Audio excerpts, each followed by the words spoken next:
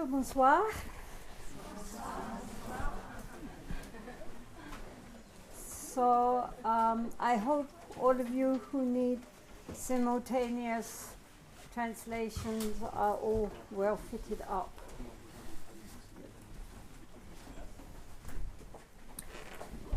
So this evening we are going to talk just a little about something which concerns all of us who are seriously trying to practice the path in the midst of our daily lives. Because, so anyway, traditionally, no, let's start again.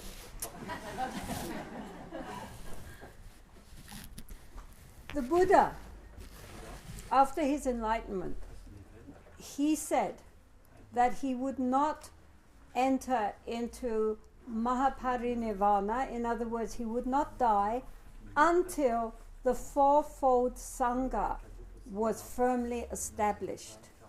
The fourfold Sangha means monks, fully ordained monks, nuns, laymen, laywomen. And he specified that this fourfold Sangha must all of them understand, study the Dharma, and practice, meditate, and give it out, propagate it. He never said it was only meant for just monks. However, in the course of Buddhist history in all countries, Asian countries, nonetheless, what happened was that in that kind of society, only a few male aristocrats, and monks were usually given the education, with the result that everyone else relied on the monks for their instruction. And it was the monks who wrote the books, right? So almost all the sutras and tantras and commentaries are written by monks for monks. And okay, so that's how it was. The lay people's role was to support the monks so that they could study and practice. And they have held the lineage, the tradition, for 2,500 years. So I'm not criticizing them. But nonetheless, it was only that section of the Fourfold Sangha that came to be regarded as the real Sangha. And the other three were there to serve that male Sangha.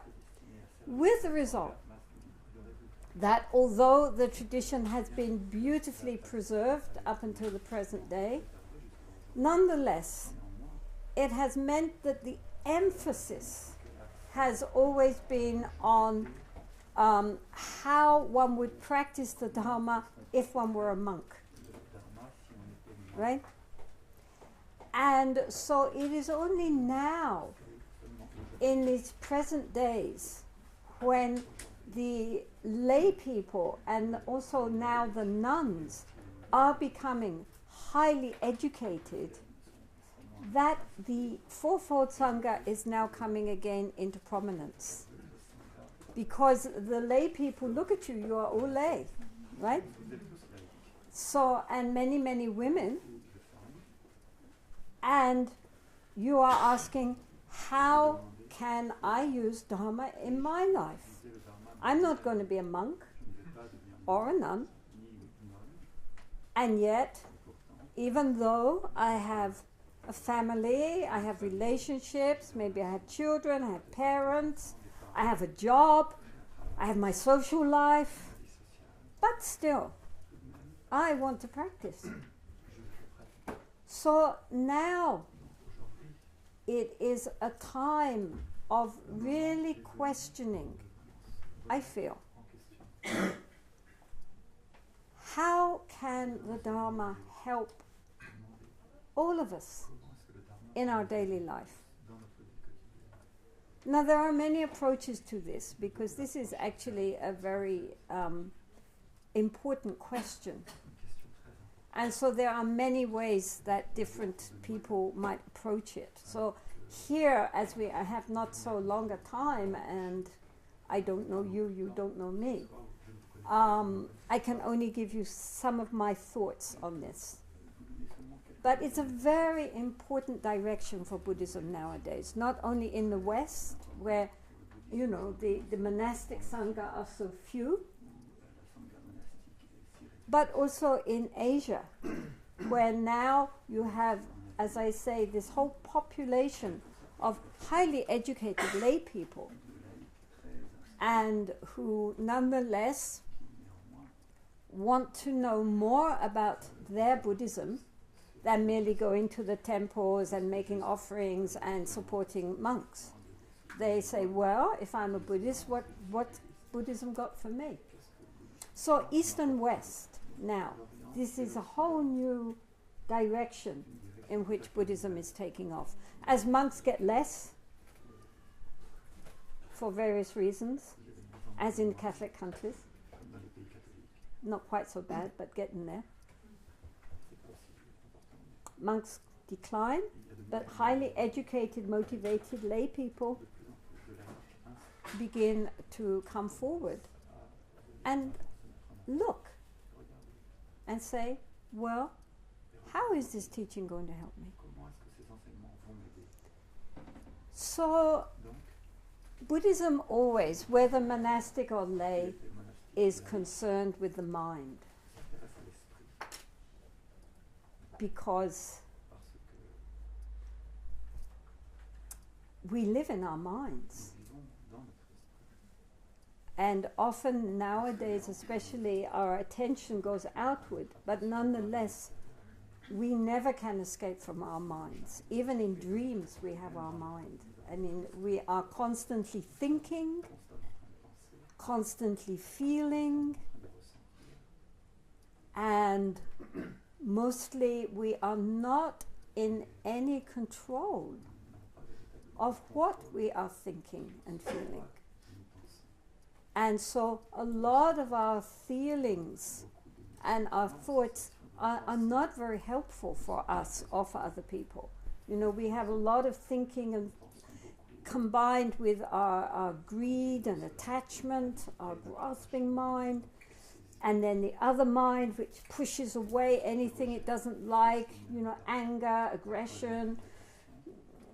Depression also is a form often of anger, even directed towards ourselves. And jealousy, envy,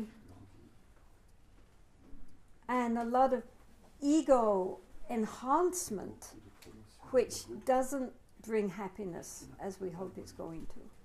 So we are inwardly really pretty messed up. And we blame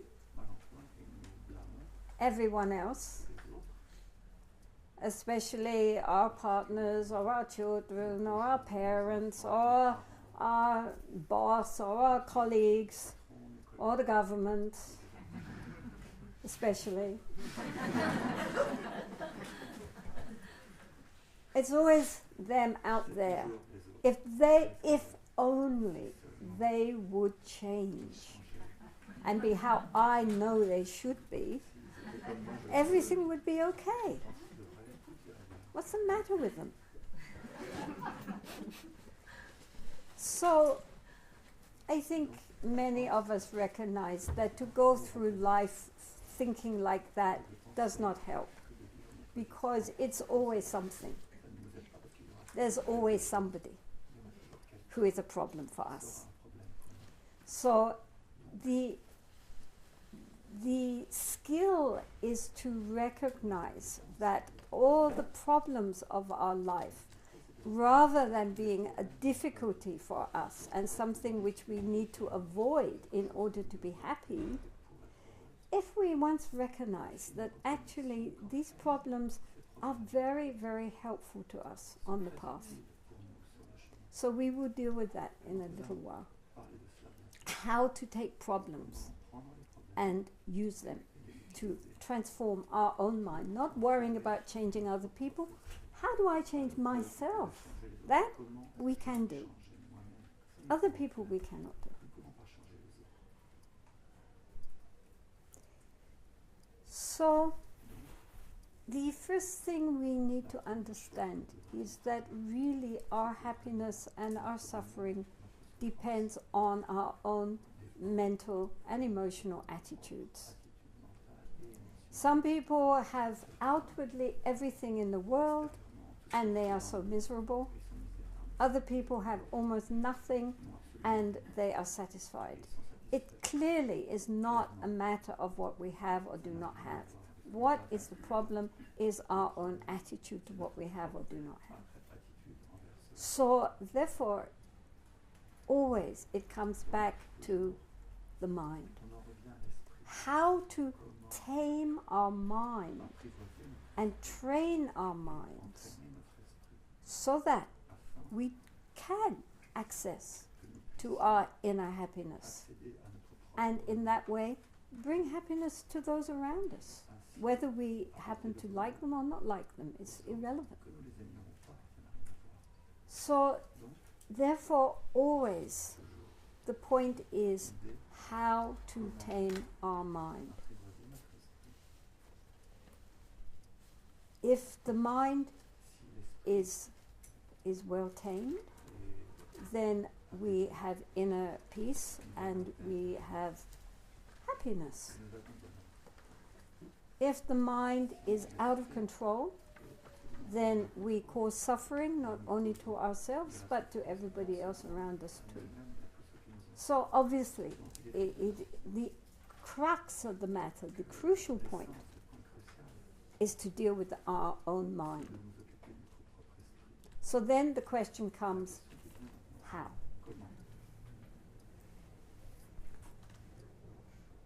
Now, obviously, it is very best if we read books on how to deal skillfully with the mind, and if we undertake some guided meditation retreats. Guided meditation is very useful, especially at the beginning, because when we start to meditate and problems come up, then if you have someone in front of you saying, you are now going to sit and meditate and problems will come up, then you feel, oh, that's all right then, you know, I'm not, it's not anything wrong with me, it's simply that this is what happens when we try to look at our mind and tame our mind. So also in a guided retreat you are usually with other people, and therefore you all have to sit and just keep sitting, right? If you're by yourself in the beginning, then you know your knees ache, or suddenly you get a picture of a nice cup of coffee and next thing you know you're in the kitchen. So if you're with a group, then you can't do that, right? We all have to just sit there. And even though everyone else looks like they're in deep samadhi, and only I have this wild mind, nonetheless, we all have to keep sitting. And someone is helping us, encouraging us, guiding us, and when problems come, someone to talk to. So in the beginning, it's always better to do a guided retreat with a good teacher. And I'm sure in France there are some good teachers who do, you know, shorter retreats, maybe a week, 10 days like this. If you can manage it, that is really good. Also because while one is sitting, then because there is the discipline and the time, you know, many hours every day, then we get a taste. At some point, the mind, for a short time, will definitely begin to calm down. And then we begin to understand, I can do this. Actually, yes, the mind can do this. You know, then the mind goes mad again. Oh, it's so excited because it can do it. But it encourages us to recognize that if other people can practice, we also can practice. And this is important. So, yes, first, if we can do a retreat, it also gives us a technique. And if we like that technique, then that technique of meditation we can use every day. It's very useful, really, to put aside even a short time every day. My Lama, he said, keep your practice short, but do it. And it's considered better to do like 20 minutes a day rather than 3 hours once a week. I mean, do both is best, but between the two, to keep up, especially if you can manage the same time every day, the brain gets reprogrammed. So then when we sit, if we are Buddhists, then we take refuge, then we take the Bodhisattva vow that we are doing this practice not just so I can feel better, but in order to really awaken for the sake of all beings. Because right now I can't do much. But if I knew more, if I understood more, then I could really be helpful for all beings. So in this way we set our motivation. May I attain enlightenment for the sake of all beings. Then you drop it. And just do whatever practice you are doing that you feel a connection with, without hoping or fearing that anything is going to happen. Just give all your attention to this is a time to go inside. The rest of the day maybe you have to do with so many things, so many distractions, but this short time, however long, 20 minutes, half an hour, 2 hours, this is my time. This is the time when I can go in. I'm going to drop all my other thoughts. I'm not thinking about the past. I'm not thinking about the future. I'm just trying to really bring my mind together with the practice. Nothing is going to keep me from that. And the mind will just go chattering on. But ignore. But this time, the mind is like, sometimes you go in people's houses and they have the television or the radio on. They're not watching it, they're not looking at it or listening to it. But it's in the background, they need the noise. And so it's like that. In our mind, we have all this noise going on, chatter, chatter, chatter, chatter. But during our time of practice, we just ignore it. Like if we are reading a book and the television is on in the background, our attention is on the book. So likewise, our attention is on whatever is our practice. And we just, if the mind gets drawn to our thinking, then we bring it back again. Okay? Right? So the important thing is every day to have a time which is our own time. If you get up earlier in the morning and you're tired, then go to bed earlier in the night. Okay? No excuses. The point is to bring the Dharma into the center of our lives, not into the periphery. The Dharma has to be right there in the middle, and that is the most important thing. It's not something we do when we've got a bit of time left over. Everything has to be seen from the viewpoint of our mind cultivation. So therefore, the first thing is that we have to make some time for ourselves, unless it's completely impossible and you're the mother of twins and who like to wake up at 4 in the morning. But most people have some time. and keep it regular and do it. Okay. Now there are certain practices which we can use because people are always complaining they have no time to practice.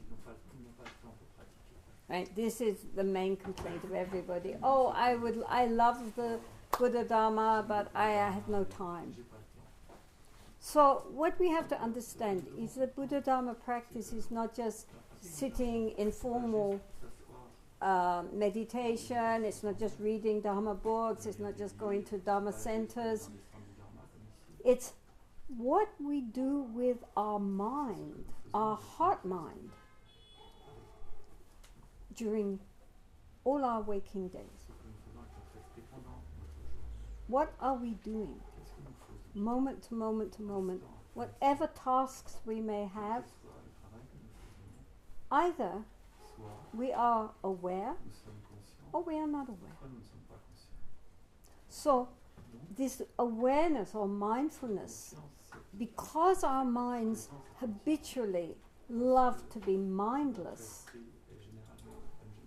because we love to be distracted, because the mind is very happy in the past or in the future, but it feels very awkward in the present and stays there as little time as possible. It needs to be retrained. There's no hope that we are going to be mindful during our day if we do not put that at the center of our commitment. So then the question now is how to train to become more mindful. Now there are various ways that we can approach this. And I mean, many people now are teaching mindfulness. It's the big buzzword, as Philippe knows.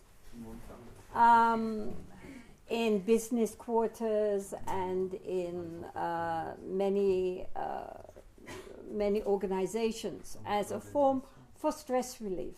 It's not used as a path to enlightenment, as the Buddha intended, but nonetheless it is shown that even ordinary people not interested in spiritual things at all, if they learn how to bring their mind more attention on what they are doing while they're doing it, makes you feel better.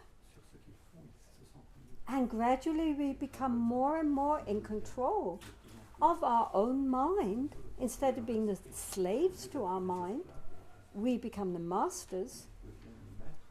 And then, of course, we are going to feel more in control of our lives. If we're in control of our mind, we're in control of our lives, inwardly. So, the question now is how to learn this new skill. Now, any skill needs practice. We all know that. If you want to be a musician, if you want to be an artist or a dancer or a footballer, if you want to learn a new language, it needs practice. Practice means you do it over and over and over and over, and however many times we, hit the wrong keys or fall flat on our face, we get up and we start again. And if we keep practicing, eventually the neural pathways in the brain get the idea, and gradually it becomes spontaneous. Okay, but in the beginning, no skill is spontaneous. Everybody has to learn how to do something which normally the mind resists. The mind does, the egoic mind does not want to be mindful. So we have to encourage ourselves. And help ourselves to understand that if we were more mindful, we would actually feel so much better inside when we're not swept along by all our thoughts and feelings helplessly. Isn't it? So, the Buddha was very pragmatic, and so he said, first start with something very obvious, the body. the postures of the body. posture du corps. Essentially, there are 4 postures: standing, sitting, walking, and lying down. Et allongé. All the rest of our postures are just elaborations on Les those. autres postures, ce sont des variations. So, Donc, when we are walking, nous sommes en train de marcher, we know we are walking. nous savons que nous marchons. When we are sitting, we know we are Nous sitting. savons que nous sommes assis. When we are standing, we know we are standing, Nous savons and que so nous forth. sommes debout, etc.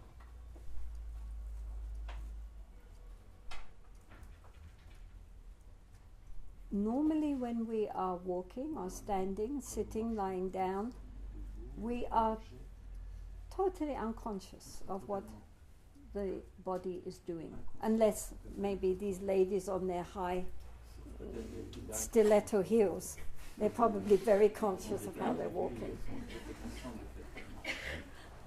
But normally, Normalement, we move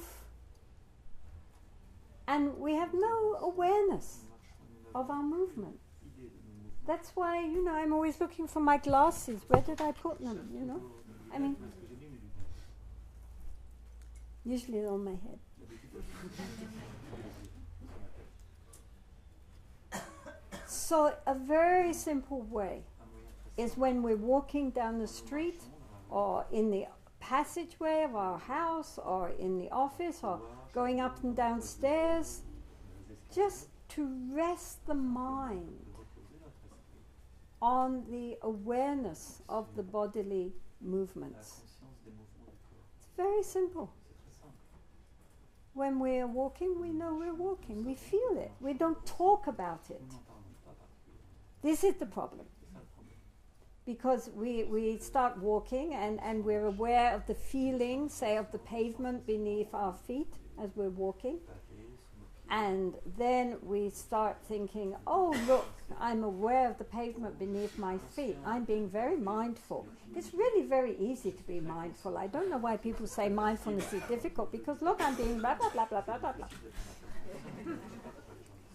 And we are caught back in the mind stream again, and we have lost the ability to just be aware. So, we can make a determination that every time we go up the stairs or down the stairs, we will pay attention to the feeling of that. Because it's quite extraordinary, also, just the whole dynamics of how the body moves and how the feet move and so forth, which normally we completely miss. Doesn't mean you have to walk very, very slowly as they do in formal training. But even if we're just moving at a normal pace, we can be conscious of the body and the shifting of the balance of the body to keep us balanced as we walk, especially going up and down stairs. Sitting.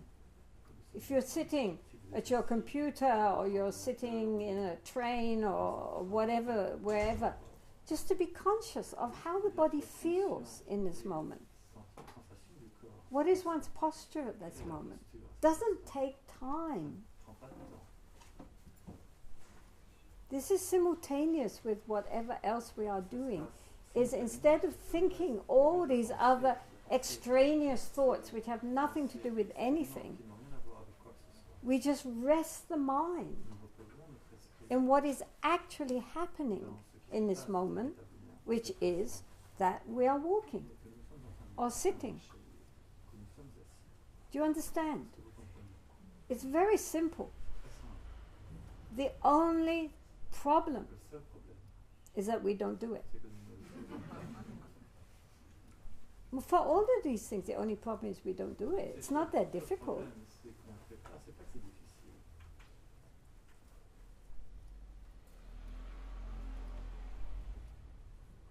Another way of helping to train us in mindfulness is to take a few simple actions which we perform every day and just do them mindfully. For example, combing your hair, or brushing teeth, drinking a cup of coffee, eating, anything. which doesn't require intellectual input and is an automatic physical action, then to again drop all our thoughts about the past or our plans and fantasies about the future, drop our commentary about the present, and just be. Right, I'm cleaning my teeth. Just feel that. Just relax the mind into the moment. The only thing that is happening actually is that we are cleaning our teeth. All other thinking is extraneous. It has nothing to do with what is actually happening in this moment. So even good things, when they happen to us, because once we have got it and judged it, we like it, we don't like it, it was better last time they did it, and or whatever, or maybe next week it will be better. All this thinking covers up what is actually happening, even when it's a good thing happening. I mean, one might be eating very delicious food, and one eats the first mouthful and makes one's, criticism, or, one likes it, one doesn't like it, they do it better somewhere else, or whatever. And maybe the second bite also, we can be conscious that we're eating it. But by the third or fourth bite, people are off somewhere else. And then suddenly the dish is empty. What happened? That was a good thing and I missed it. Little children, when they are very small, the day lasts forever because everything is new and fascinating. And so everything is fresh. So for them, time is infinite. But as we get older, then it all telescopes, because things are no longer fresh. They are all stale. We've done this so many times we don't even notice it anymore. And so next thing you know, we're old and dying. And you think, what happened to life? Not just the difficult things, but also the good things. We miss it. So, if we are genuinely more aware, if we really train ourselves, read books on mindfulness, really think, the Buddha said, this is the one way to liberation. He didn't say it's one of those things you can do if you've got time. He said this is the one path to liberation, is to become aware. Wake up. Then as we become more conscious, more present, more aware, also our mind begins to clear up of itself. And we experience things as if for the first time almost. Fresh, clear, clean. And without having to always make judgments. Just experiencing things as they are. And that in itself gives a whole different light on what our lives are about.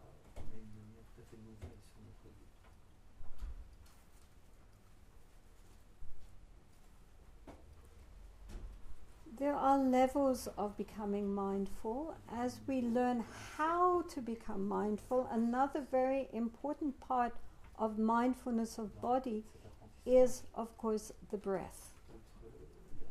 The breath is very important because, first of all, we are always breathing. And it's the one automatic system which we can alter at our own will. We cannot change the beat of the heart, we cannot change the workings of the kidneys and the livers. But if we say, everybody hold your breath, you can all hold your breath. Everybody breathe fast, everybody goes, right? And in addition, the breath reflects the emotional content.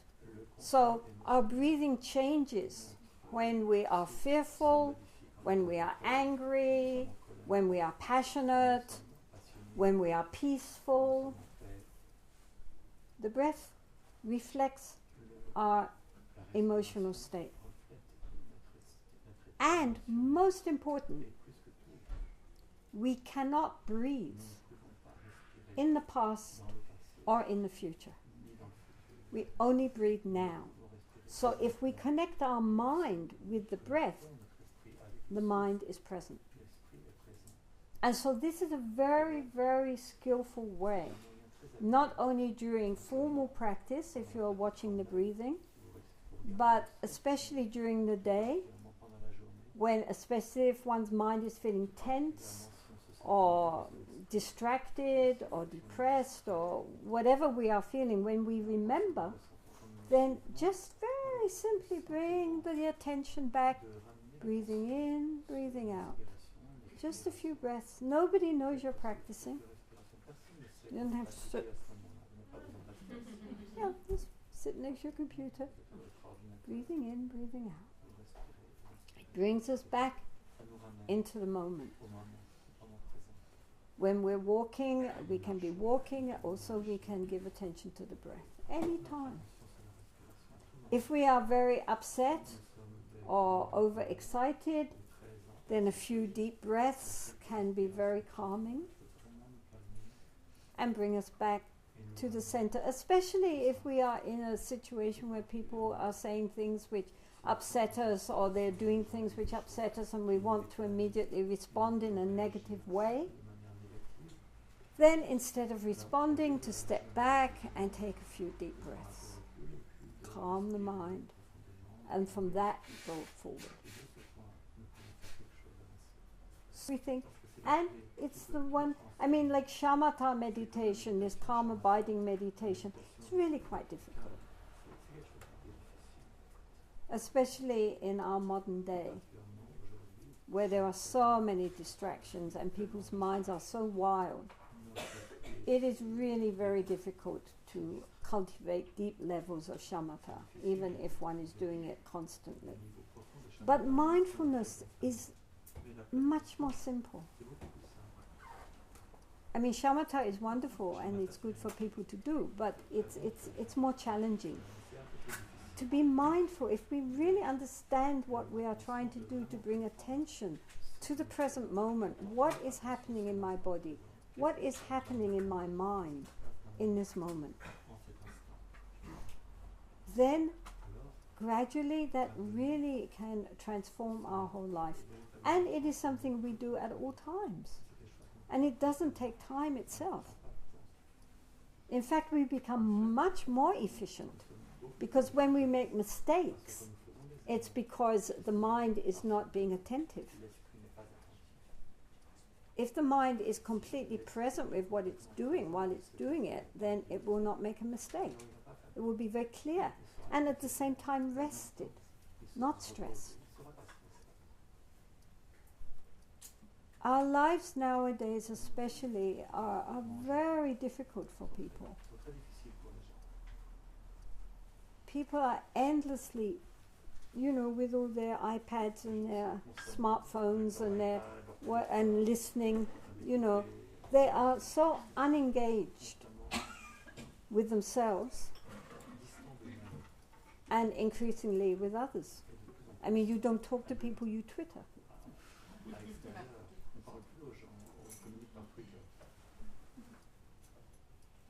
So the mind is constantly being pulled here, pulled there, pulled there, pulled there. Never has a chance just to be.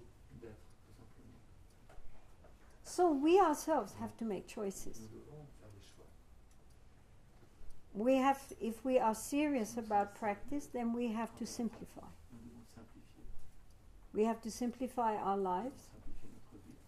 and see what things we are doing which Les choses just que nous faisons endlessly disturb the mind to no purpose. que perturber notre esprit sans raison.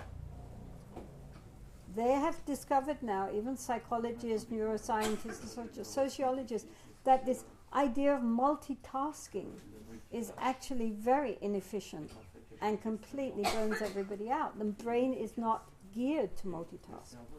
So therefore, whatever we are doing, while we are doing it, we should forget everything else and put our attention on it. Then when we've done that, we do the next thing. Then we don't make mistakes and we're efficient. Otherwise, everything is just on the surface, here, there, everywhere else, and we exhaust ourselves. Poor brain. Notre pauvre cerveau.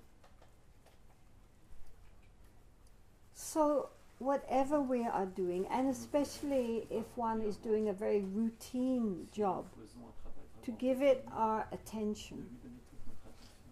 to do it just to do it, not for the result. Pas pour le résultat. Thich Nhat Hanh talks about washing dishes to wash dishes. He says there are two ways to wash dishes. One is to wash dishes in order to have clean dishes.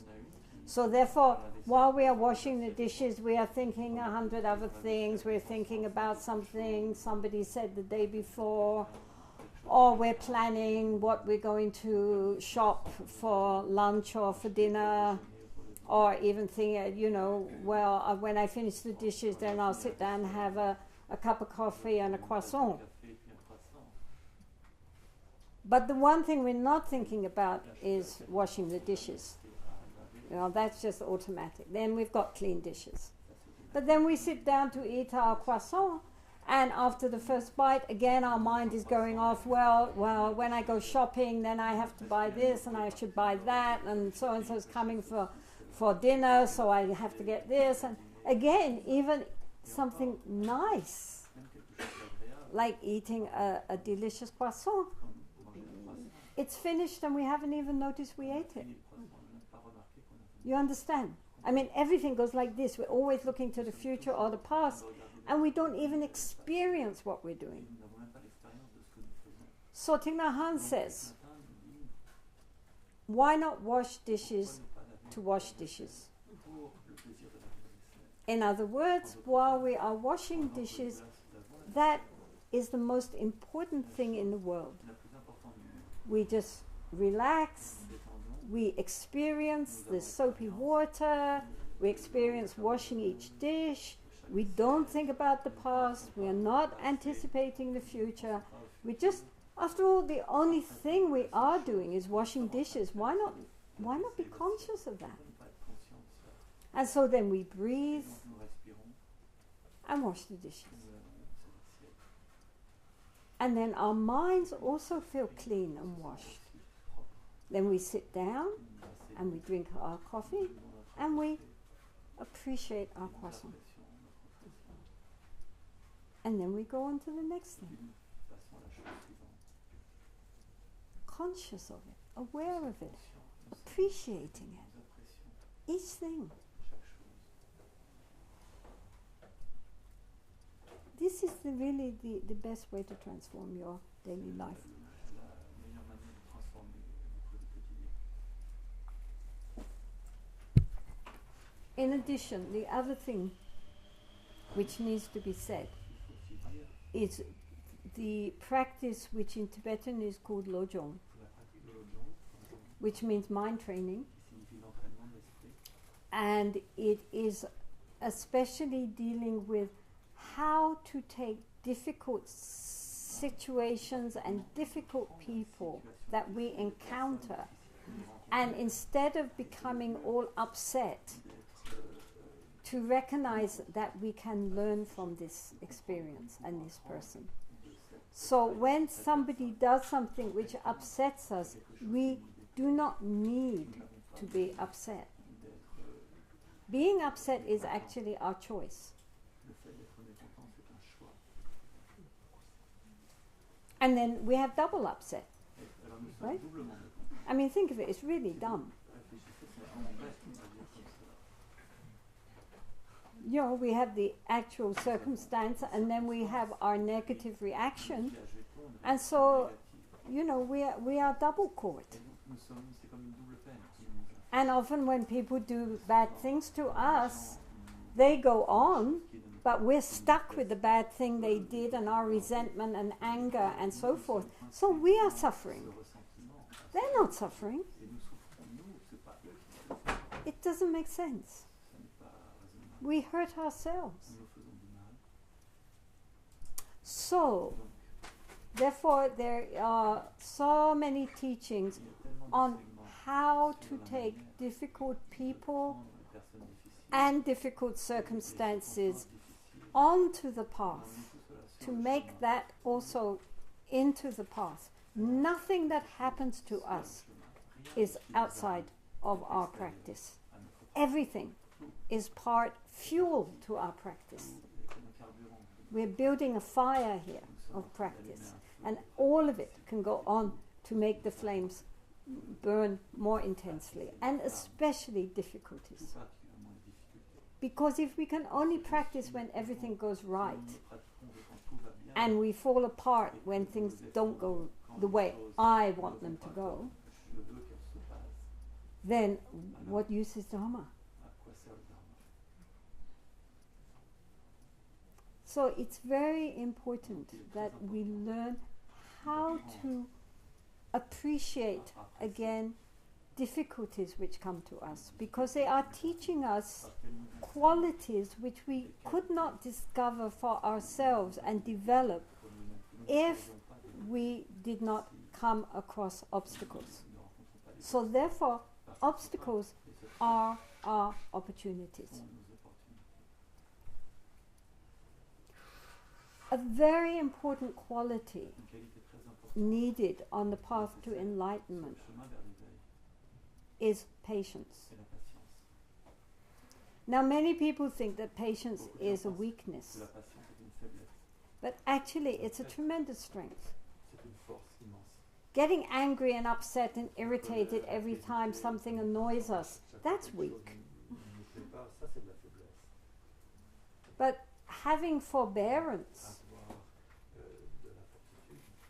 in the face of difficulties is a great inner strength. And it is very much required on the Bodhisattva path. How can we learn this unless somebody annoys us? If everybody does everything we want them to do and says everything we want them to say, that's very lovely, but then what? It's very easy to be loving to people who are lovable.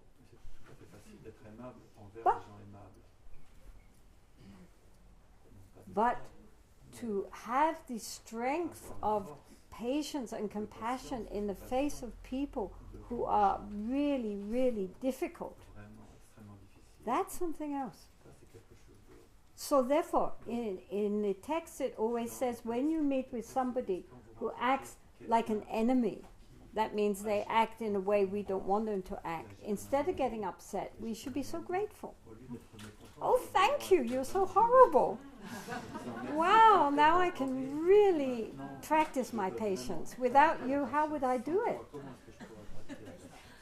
And so then we're grateful. You know, and if they say you should put them on your head like a teacher, if you think of doing that and it makes us laugh, then that's all the better, isn't it? The Buddha said there are two kinds of suffering. There is physical suffering and there is mental suffering. Physical suffering we cannot avoid, but mental suffering we can avoid. That we have the choice. So when we experience difficulties, sickness, and difficult people, difficult circumstances, loss, death, these are inevitable. But how we respond is up to us. This is not just nice ideas. Sounds good, but meh. You know, because of all the problems in Tibet, many serious practitioners and lamas were imprisoned and put into labor camps and tortured and interrogated. And 20, 30 years, for nothing, just because they happened to be in a position of authority in the religious realm. And so then, once they got released, and we heard their stories of the terrible things which happened to them, all the torture and interrogation and starvation and all these things which happened to them. And then you look at them, and their eyes are dancing and full of love and joy. And they say, I've heard this from so many, I'm sure Eileen also, how grateful they were to their gods, because previously compassion had been merely a nice idea that you could debate. But when you're faced with somebody who is intending to really hurt you, and with good intentions on the side of the god, they think that, the Lama has deluded views, so they got to, force them to understand, what Mao really means. So their intention was good from their side. But the Lamas, they say how grateful they were that finally they understood what compassion really means. And they had to draw up from inside all these reserves of love and patience and compassion towards this situation. Because if they didn't, if they gave in to hatred or fear, then they were lost. And the point was that they weren't lost. When one meets them, one is struck by the beauty of their eyes, how they glow. And only they speak of how grateful they were for their imprisonment, how they learned so much, how helpful this was for them on a genuine spiritual path.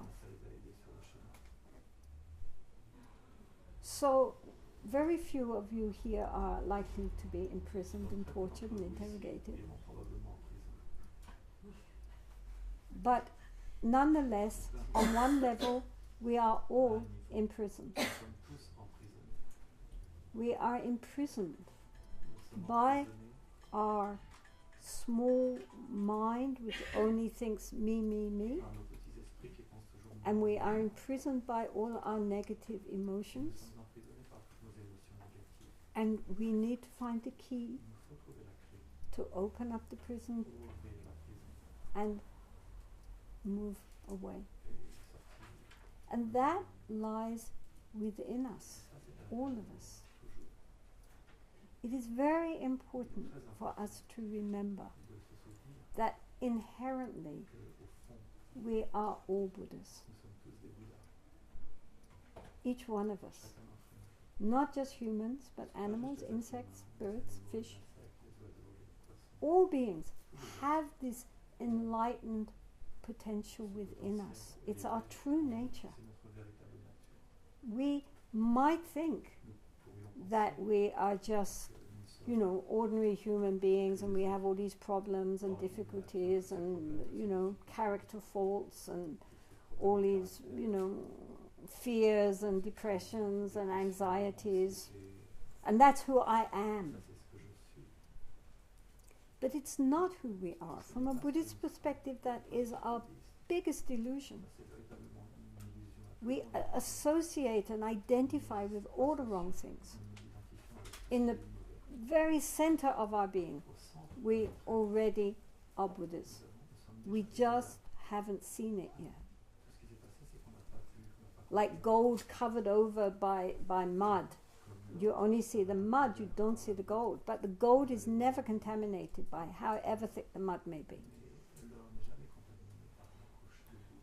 So when we are practicing to come back to our true nature. Our true nature is, this Buddha nature is pure awareness. It's not little Buddha sitting in our heart. Right? My Buddha versus your Buddha.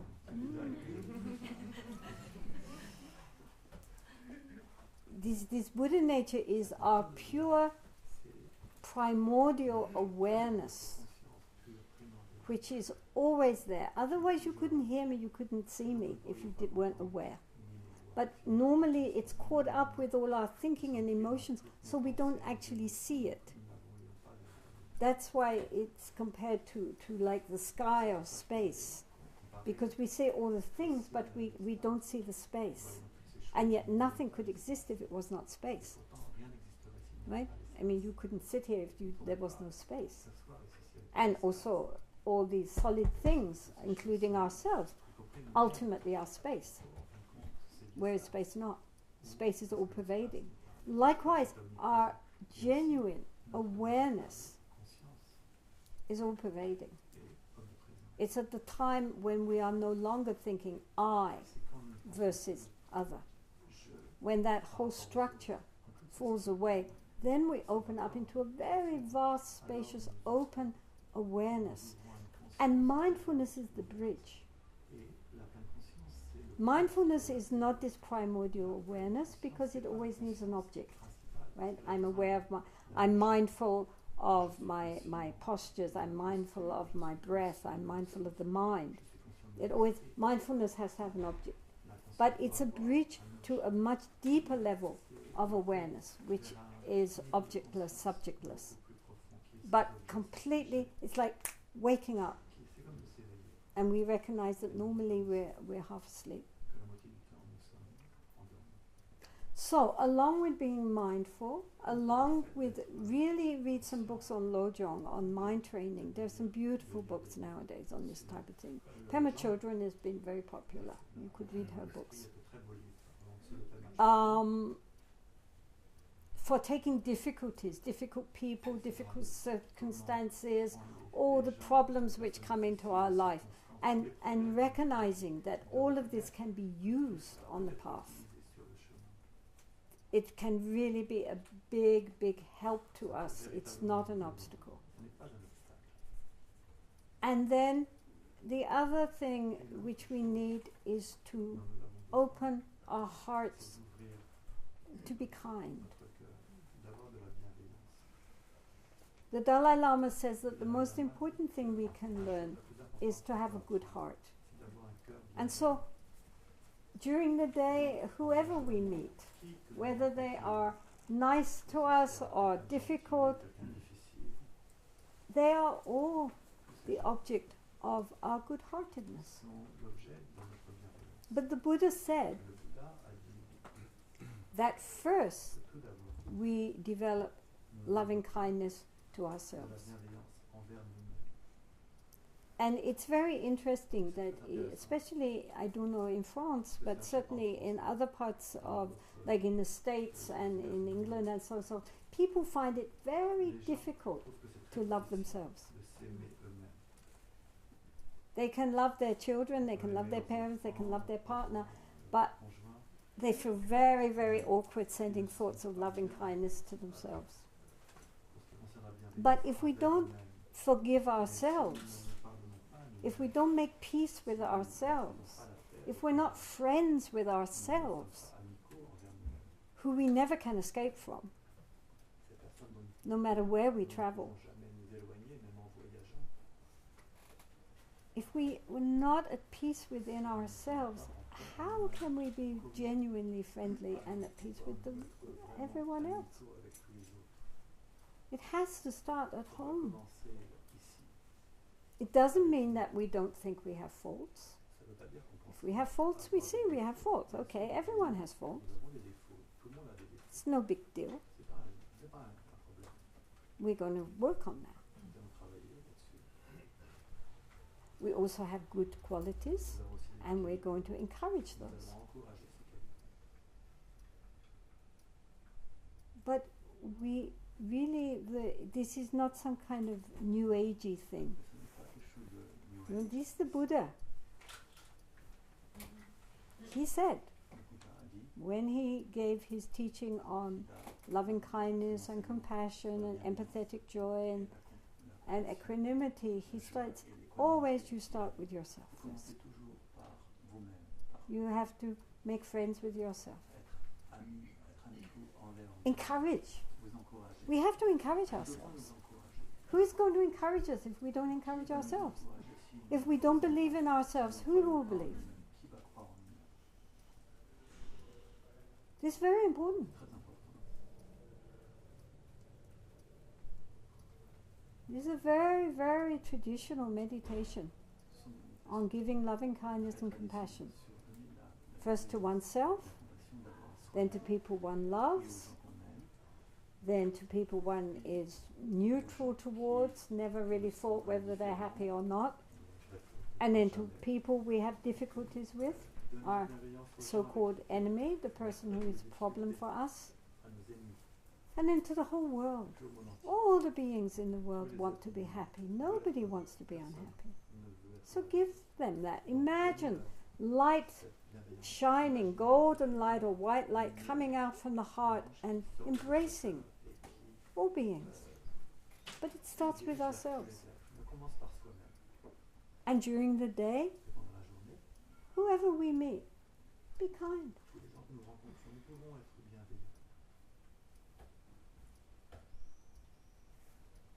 I'd probably give you enough to get on with.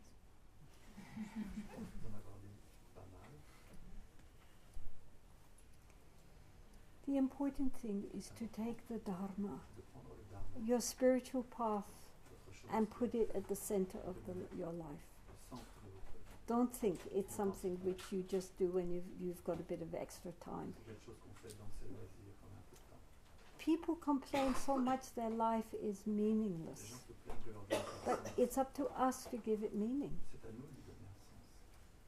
Life is meaningful or meaningless depending how we use it.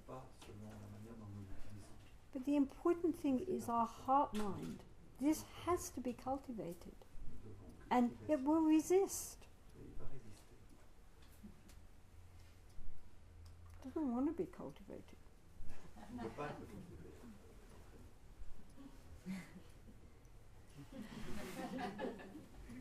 So, we have to be very patient, but very persevering, and practice, and practice, and practice.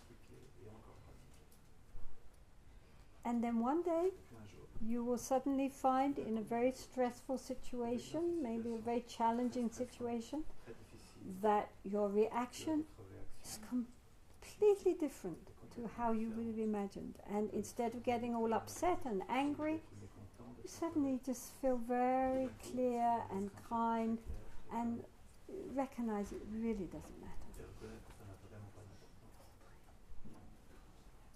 And your thought will be, may you be well and happy.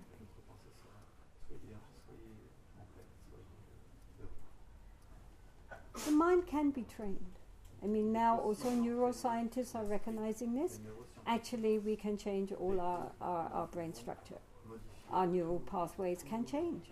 And not in years and years and years. Within, if we're really sincere, then within a very short time, things start lighting up which never lit up before, and other parts which were very active, aggressive parts die out.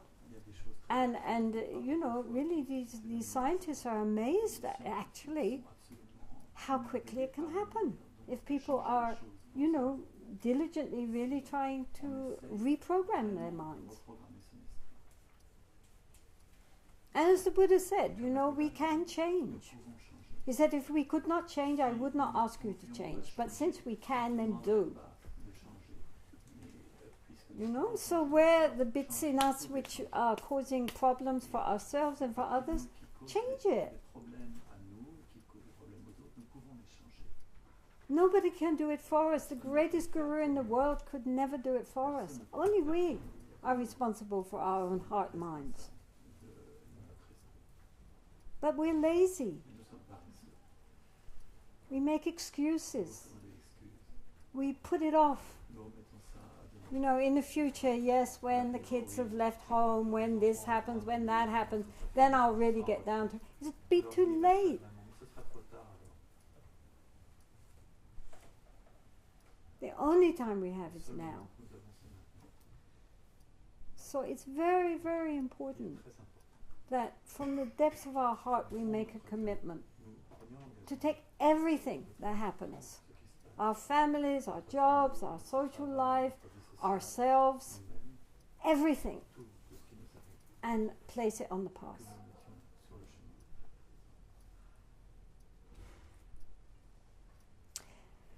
Yes, so are there any questions? Est-ce qu'il y a des questions? Do we have something to say? What is the place of women? What is the place of women in spirituality in general, and in Buddhism in particular? Well, obviously, I mean, Buddha nature, I mean, our primordial awareness is not male or female. And when, Notre nature primordiale ni masculine ni féminine. yes, and when we are even just sitting in meditation, we are not male or female. We're not thinking, oh, I'm a female meditating. We're just, you know, we're just there. Non, nous sommes là. But of course, as I explained at the beginning, very quickly, not just in Asia, in the West too, Mais en Occident, female education was very much, you know, ignored basically. And so as a result, there is very little female voice il y a très peu la voix in féminine, Buddhism. très faible dans le bouddhisme. This is not because women were not practicing and attaining, but then nobody wrote it down. And if nobody writes it down, then nobody knows. Personne ne le sait. That's all. And mostly the women were not going about founding monasteries and big buildings and establishments. So as a result, also they were often not commemorated. There, of course, there are some, just as in Catholicism, there are many great female saints. Bien sûr, il y a des I mean, and in Tibetan Buddhism especially, there are some wonderful women. And at the very beginning, the first nuns around the Buddha, autour du Bouddha. for whatever reason, their life stories and their songs of realization have been preserved down to the present day in something called the Therigatha, which means verses of the elder sisters. And so we know about these nuns, these early nuns from the time of the Buddha, the beautiful verses of realization. Qui ont écrit ces très beaux poèmes de réalisation. But nowadays, as you know, as women become educated Sont instruites, and find their own inner confidence, leur confiance. then, as all the lamas are saying now to our nuns, well, in the past, sorry girls, you were very neglected and Dans overlooked, le passé, vous étiez and you didn't have much opportunities, so therefore to be reborn as a male was much preferable donc il était for that reason. en tant qu'homme. But nowadays that's not true at all. You have, the Dharma is there, you are educated, you can study, you can practice. There's nothing you cannot do now in a female form. Puissiez faire maintenant. And in fact, I have met with a number of meditation teachers, including Burmese sayadaws, teaching in retreat centers like Upandita Sayadaw, who's a very esteemed meditation teacher. And he told me that his best students Ses meilleurs élèves, were the village women. c'était les femmes, les villageoises. He said, because Parce que they come, elles viennent, I tell them, leur you do this, fais ceci, so they go away and they do it, elles le font, and then, you know, up they go. et puis voilà. He said, I tell the monks, Je dis you ça, do moi, this, and they go away and think, well, he said you do this, but so-and-so says you should do that. And how about somebody else who said da-da-da? And he said, so all their mind is just thinking this far and they never get anywhere. So he says also that women are at home in the intuitive. sont, And, you know, of course, some men are highly intuitive bien sûr, and some women are not intuitive at all. qui ne sont pas But on the whole, women are much more in tune with their emotions, because poor men, you know, from little boys, they are taught not to show their, maybe not in France, I don't know, but usually they are taught not to show their emotions. Boys don't cry, boys don't get emotional, that's a girl's thing. And as a result, as they grow up, they find it very difficult to actually engage with the heart. Whereas women don't have that problem, because nobody's told them girls don't get emotional. And also they are readying themselves to maybe become mothers, so that nurturing aspect is very natural to women. And this is a big advantage on the spiritual path, because it's not just up in the head. We have to bypass the head to go down into the heart. And so women are naturally much more in tune with their heart. And only they need to become more in control of their emotions. And then, you know, they can go up, up, up. So nowadays, most of the Dharma centers, it is women. And also in Asia, more and more nuns are coming up. And there are the nunneries now, even in like China and in Tibet and in Taiwan, Vietnam, many more nuns than there are monks nowadays. So, I mean, I think now, whether we are male or whether we are female, it really is irrelevant. You know, we all have equal opportunities to practice. What difference? Before it was difficult because you didn't have access and you weren't educated. Now everybody is educated, and the teachings are there, and male or female, honestly it makes no difference. We all have negative emotions, we all have positive emotions, and it all depends on our ability to really be persevering as well as patient on the path. And then, you know, we can do anything.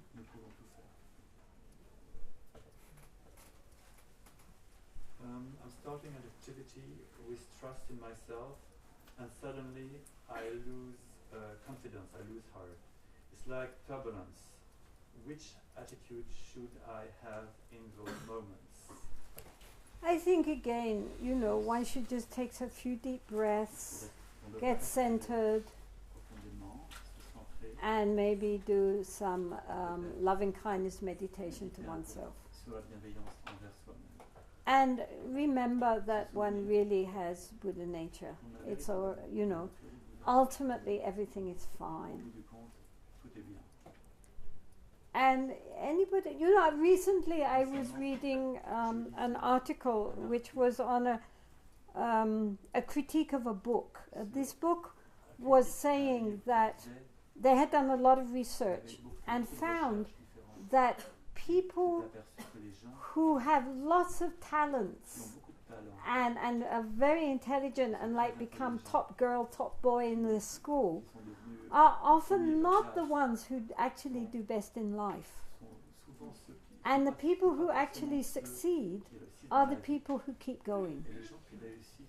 You know, who even when, you know, things fall apart, they pull themselves together and believe in what they're doing and keep going. They're the ones who succeed, not necessarily the ones who are the brightest or the most obvious ones to succeed. Often those people don't succeed because they get complacent or they get distracted.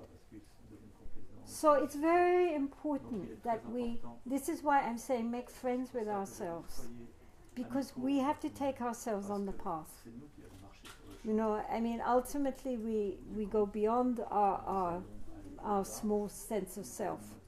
But at the beginning, it's that sense of self which is going to walk the path. And so we have to encourage ourselves. It is not spiritual. So, I mean, in Buddhism, this idea of humility and flagellation is just not there. You have to believe that, you know, ultimately we can succeed because we have that potential within us to succeed. And genuine humility Et la véritable is humilité, when we're not thinking about ourselves at all. Certainly not thinking I'm the most stupid person or I'm hopeless and so forth. That's not humility. In Buddhism, that is considered to be pride. dans le bouddhisme, c'est considéré Because if I think I'm the je best pense que je suis le or I meilleur, think I'm the worst, que je suis it's all me, pour moi. right? So it's an inverted sense of pride and it achieves nothing. So encourage yourself Encouragez-vous. and hang out with people who encourage you. Et restez, soyez avec des gens qui s'encouragent, qui vous encouragent. Can I visit you at your nunnery?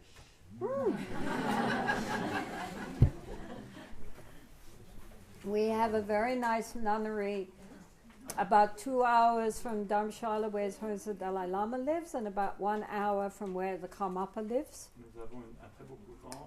And we have a guest house, Une heure de là où vit. so you are all very willing, including the gentlemen. Vous êtes tout à fait invités, y compris les messieurs, Male or female, 1 week. hommes ou femmes. yes, 1 week limit.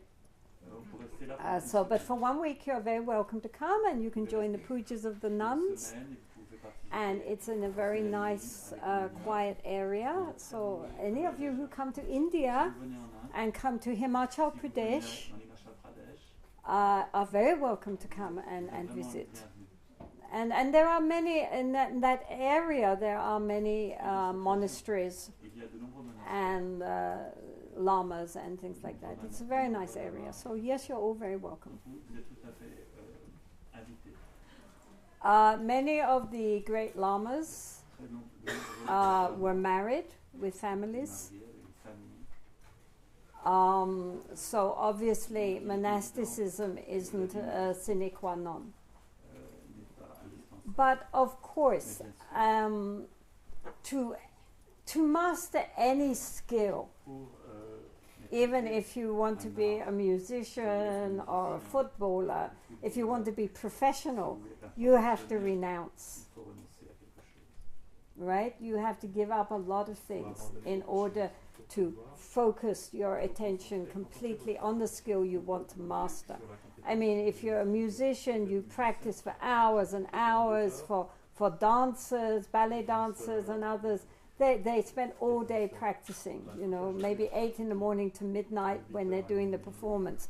They're practicing. I mean, their whole life is structured to that, what they eat, their social life and everything. So we know that for worldly achievements. How can we imagine that anything less is required of completely transforming the mind? Complètement transformer son esprit, c'est exactement le même principe. Obviously. But nonetheless, that I'm not saying that in this lifetime you're going to become samyaks and Buddhas, Vous allez tous devenir des but leaders. nonetheless, definitely one can make Clair, a big step forward. vraiment progresser énormément. I mean, one might not manage 100% Peut-être on ne va pas y arriver spiritual progress in this lifetime, à 100%. but one can definitely manage, On peut véritablement you know, 5, 10, 15, 20%. 20%, Definitely. c'est sûr.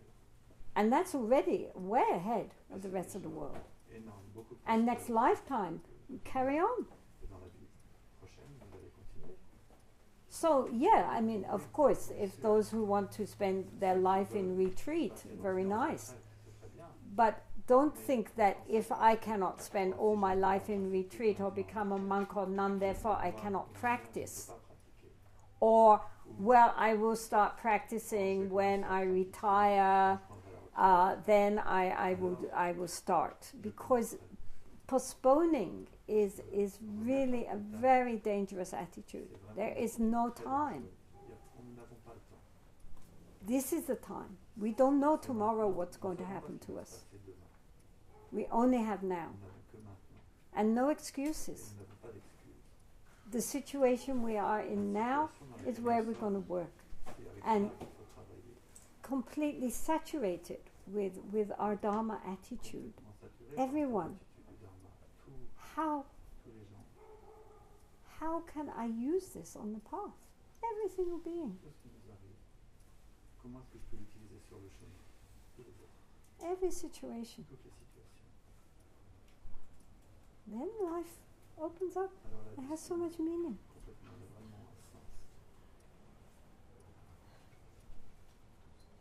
And as we begin to become more present, more conscious, I think interests in many things drop away by Il y themselves. a un intérêt pour beaucoup de choses qui nous abandonnent. The Buddha often talked On about parlait souvent that the path was a path of maturation and liberation. In other words, we have to grow up. de mûrissement et And he called ordinary people like us il fallait grandir. the childish. Et il appelait les gens ordinaires comme nous. And so, to my mind, often this renunciation is not that you have to give up something that you desperately love, and you know you feel a pain in your heart, but that we outgrow it. Non, c'est qu'en fait, nous dépassons cela. Like Comme a small child, you know, they have their teddy bear, ils ont leur nouveau, and they love their teddy bear, no matter what state the teddy bear is in. And if we take the teddy bear from the child saying, this is very childish, you should grow up, then the child will feel so hurt. It's not ready to let go of the teddy bear. But as the child grows en up, grandissant, of itself, other things will take place of that teddy bear, stick it in a cupboard and forget it. le nounours et puis il le met dans un placard et He's outgrown it. il a grandi, il a dépassé cela. And likewise, on our spiritual path, we begin to outgrow things which seem to us so compelling and fascinating. One day we just think, why am I doing this? Pourquoi est-ce que je faisais ça? Why am I watching this? Pourquoi est-ce que je regarde ça? You know? Switch it off. Je peux juste l'éteindre. Like trees, you know? If we pull the leaves in the summer, then they're resistant. Si on arrête But by the autumn, of themselves, they turn color and they à fall. l'automne, d'elles-mêmes, elles vont tomber de là. So as something else takes over Quelque chose d'autre prend our le heart, prend le dessus. then naturally Alors naturellement, we lose interest je perds in l'intérêt many of the worldly things dans which d'autres choses. we were so fascinated with, especially those which disturb the mind. I mean, it doesn't mean like, you know, you have to give up interest in everything, Ça veut pas dire qu'on perd but there are l'intérêt some dans les things choses, which mais are des choses really qui sont vraiment activate negative actives, emotions. des émotions négatives. And since we're trying to clear our mind, Clarifier les personnes. why Pourquoi put in more junk? mettre davantage de sottises ou d'ordures?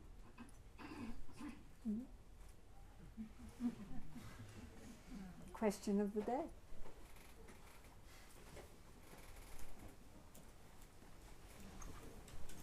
What do you think of people who are not conscious, the ignorant people?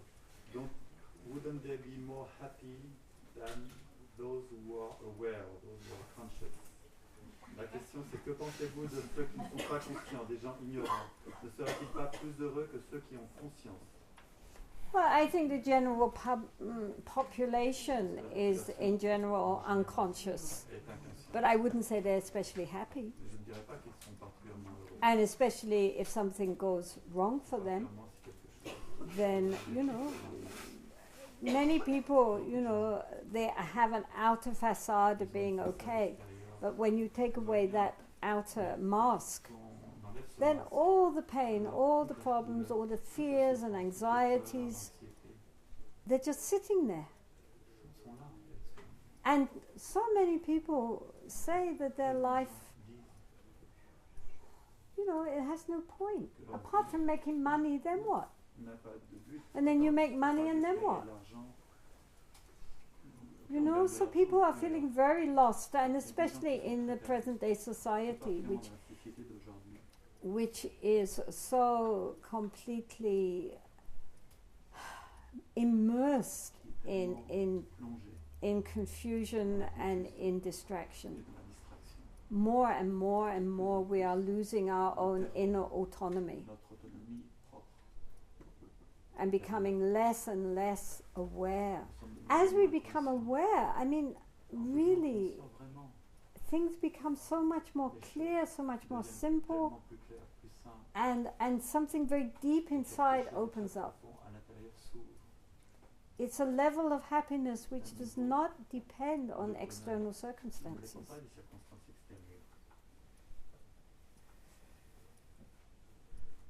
unbelievable that people choose to be so unconscious.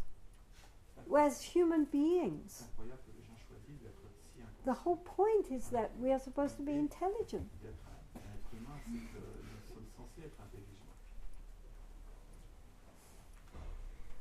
What we do with our Ce intelligence. que nous faisons avec notre intelligence. Ah, the gods weep. You pleure. What day and month did you leave the cave? What? What day and month did you leave the cave? Who knows? Quel jour et mois est la grotte? I left in 88. Je suis parti en 88. I know that. When exactly? When are we ready for solitary retreat? What are the conditions of success apart from the advice of the teacher? Quand sommes-nous prêts pour une retraite solitaire? Quelles sont les conditions de succès mises à part les conseils? Well, first we have to know what we're doing, D'abord, il faut qu'on sache. because it's no good being in a solitary retreat and then doubts as to the practice come up, savoir ce qu'on fait, parce que ça and there's sert no à one to ask. Because nowadays everybody has mobile phones, but you're supposed to leave mobile phones when you're in retreat. So you know, so therefore, this is why I say start with doing guided retreats and get good instruction, so you know what you're doing, and also so that when you know the initial problems come up, you will know how to deal with them. It's not like for the first time. But normally people who have done quite a few group retreats, at a certain point they understand the technique, and they feel the need now to go and practice alone, because you know, practicing with other people is an inspiration, an energy, but it can also be a distraction. You know, so if somebody's fidgeting next to you, or they're coughing, or there's, you know, people get very sensitive about the people around them. So therefore, there are, at a certain point, people feel that they would like to go away and try it by themselves. So the important thing is also to recognize that there's nothing to achieve. Nothing to gain. Nothing's going to change. Don't have any hopes or any fears. Just do the practice to do the practice. Because otherwise, the ego just takes over again. The ego wants to get something. And to, thank you. The ego wants to have experiences and realizations. And as long as the ego is in charge, nothing will transform. So when one goes into retreat, one should go with a very spacious, relaxed mind. At the beginning, set the motivation, as I said, and then let it go. Just think, though, that one is practicing with all sentient beings. One is their representative. They don't know how to do this retreat, so I'm going to do it on their behalf. All beings are coming with me. But at the same time, as I say, that's at the beginning, then relax. And just recognize, say to your mind, listen mind, get yourself together. We're in retreat now. I don't want any more nonsense from you. You're going to cooperate. And then bring the attention to whatever you are doing, but in a relaxed way. I mean, it's very important. It's like, you know, like you see an eagle flying. You know, they are very relaxed, but at the same time very alert. You looking for something to eat. So that kind of mind, which is very open, spacious, just sailing on the currents, and yet completely present. And to not just ignore the background noise. Not get swept up. When we get swept along with it, bring the mind back. When we get swept along, bring the mind back. No problem. No judgments. But don't allow the thinking mind to take over. Because when there is no external stimulus, then the mind is very happy to switch in with entertainment. Right? And so if one is not really alert and really focused, then the mind can just come up with all its memories, all its fantasies, all its favorite daydreams, all its plans and ideas. Or as we're sitting, then suddenly a bright idea comes up, and next thing you know, so one has to be strict with oneself, but at the same time, relax, not tight and stressed. It's not something that you're going to end up being more stressed about. And enjoy. I think the real secret of good practice is to enjoy it. Because anything, if we enjoy it, we do it well, with no effort. So if we can enjoy our practice, then it becomes effortless. And even when we get bored or if it's difficult, just to keep bringing the mind back, bringing the mind back.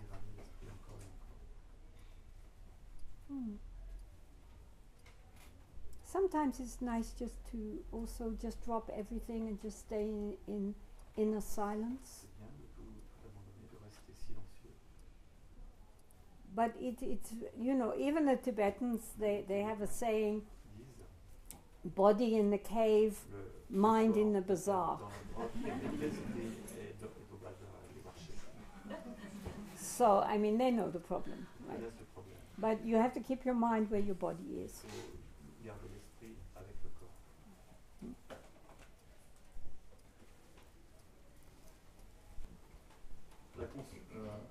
So, un esprit éveillé, vif, est-il un esprit essentiellement présent? So, an awakened mind, is it a mind which is essentially present? Yes, it's present even when one is thinking of the past or when one is thinking of the future. Still, the mind is aware that one is thinking of the past or thinking of the future. So in that way, it's always now. Our discursive thinking mind is the one which is caught up in the past and the future and circles around the present, but it never experiences the present because it's always thinking.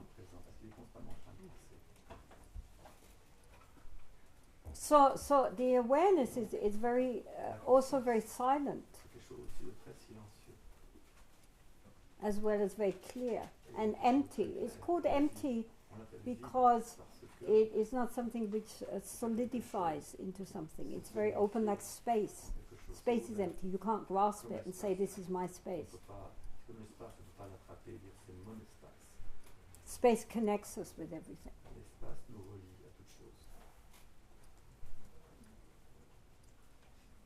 In this suffering world, should we become involved, or should we just focus on our inner change?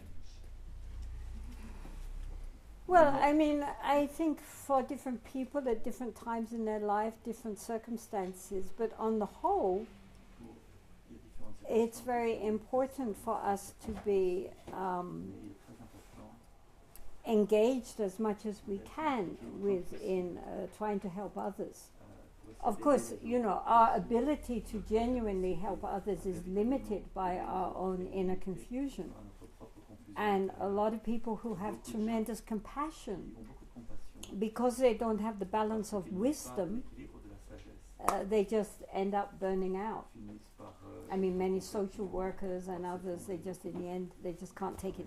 It all comes in, and then it sits there like a heavy lump inside, and they don't know how to transform it into wisdom. And then that's not much use. Doesn't help us, it doesn't help others. So this is why it's considered to be helpful to first get our own mind together a bit. I mean, it's like if you wanted to be, you looked at all the suffering, the physical suffering in the world, and felt, you know, really I've got to go out and help these people. All these people are so sick. And somebody said, well, if you really want to care for sick people, then first you should go to medical school. And then you say, no, I can't go to medical school, that's selfish. You know, meantime, all these people are so sick out there, and I'm in school studying. And so, you know, with the best intentions, we grab a bag of medicines and maybe a scalpel, you know, and there's knives, the surgeons use, and go forth to help all these people. But because we have no knowledge, then we give all the wrong medicines to all the wrong people, and what we do with the scalpel, good intentions, lots of compassion. But clearly, it would have been wiser to be less impatient, recognize our inability to benefit others when we ourselves have no knowledge, and gain knowledge, so that then there's going to be endless suffering beings out there. It's not like, you know, they're going to run out while you're stuck in medical school. And now you can really help. This is the idea behind the, you know, getting your own mind, heart together, really developing some genuine insight into how things really are, gaining some genuine experience before going off to tell everybody else how to live.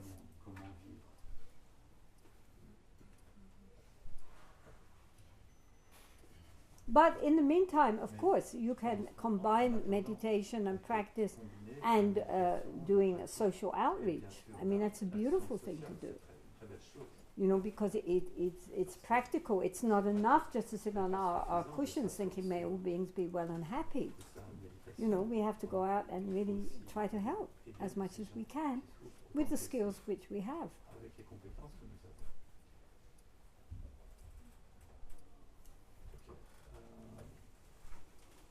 Do you think that we can be a good Buddhist with practicing with little retreat time? Pensez-vous que nous pouvons être un bon bouddhiste en pratiquant peu les retraites? Yes, of course, we can still be good people. We can still be good Buddhists. We can still, as the Dalai Lama says, develop a good heart.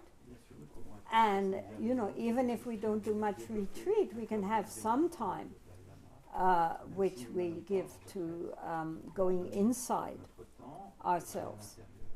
And you know, meditation is only one of the paramita which are needed for enlightenment. It's not the whole story. I mean, we need generosity, ethics, patience, enthusiasm, as well as meditation and wisdom. We need loving kindness, we need compassion. And personally, I think we also need a good sense of humor, so we can laugh at ourselves, not take ourselves too seriously. So, even without retreats, you know, we can learn how to lighten our lives and really, you know, cultivate these qualities while we are at the same time uprooting some of our negativities, you know, pulling the weeds out from our garden and watering all the good plants.